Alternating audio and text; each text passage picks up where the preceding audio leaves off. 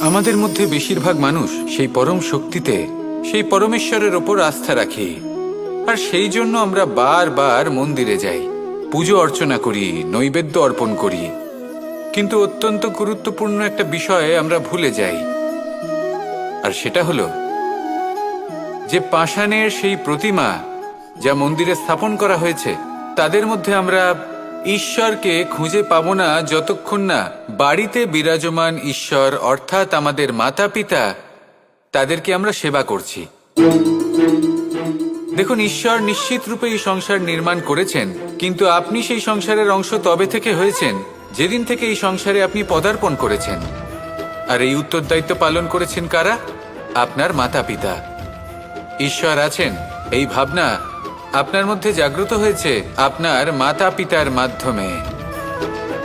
সেই জন্য মন্দিরে গিয়ে আপনি যতই প্রসাদ বিতরণ করুন, তার কোনোই অর্থ নেই যদি ঘরে বসে থাকা মাতা পিতা অভুক্ত থাকেন।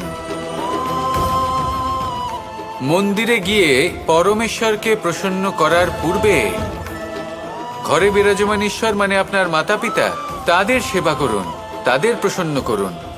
ঈশ্বর নিজে থেকেই প্রসন্ন হয়ে যাবেন। আসুন আমার সাথে ভালোবেসে বলুন,